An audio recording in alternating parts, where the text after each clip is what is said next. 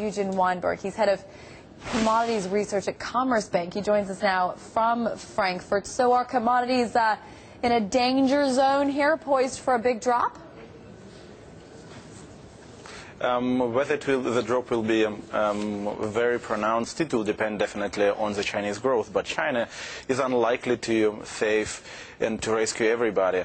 We do think, but not only from yesterday, but we think since already several weeks, as the economic indicators started deteriorating, that the oil price and the metal prices do not still reflect a higher possibility of a recession or a massive slowdown in the Western world till now, and we do expect the oil prices to drop.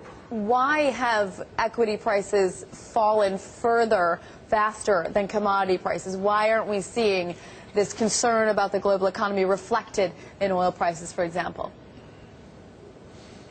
At the moment it's very popular to compare 2011 to 2008, and what the equities are doing, it's very similar to 2008, and what the commodities are doing, especially oil, is also very similar and resembles very much of what was going on in 2008 as well. And at that point the oil price was trading in September 2008 still well above $100, and 3 months later it was trading at around 30. I do not think that the history will be repeating itself. I think that right now OPEC will defend much higher levels. Probably the level of 90 will be already a very strong support from the downside. But I think that at the moment the optimism of oil market investors is still extremely high.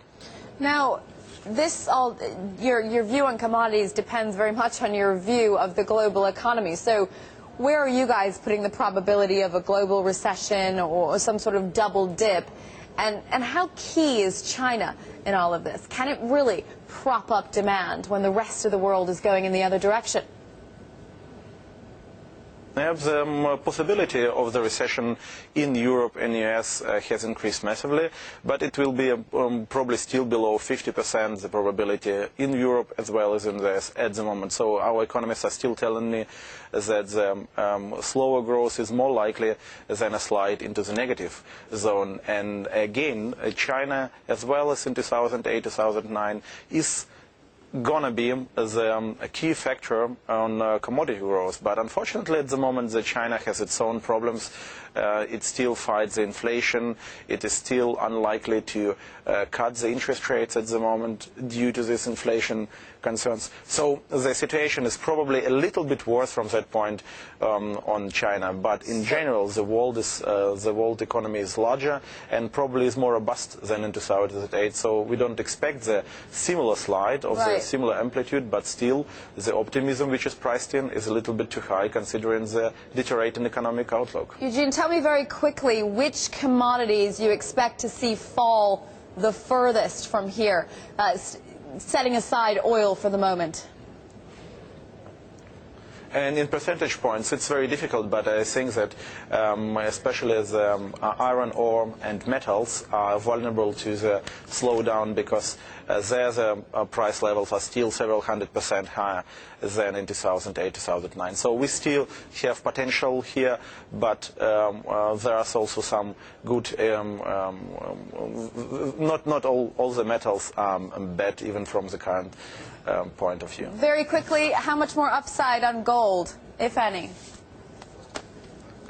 It is, there is upside, but it's definitely a micro play. It's more a currency and an insurance play. So it's not the gold price rise, but the slide of all the assets, other assets and the currencies, which will be propelling prices from the current level. We are still thinking that it is likely that the gold price is going to go towards $2,000 over the coming months because the economic jitters and the concerns about the euro debt zone will continue. We've got to leave it there. Eugen Weinberg there, head of commodities research at Commerzbank.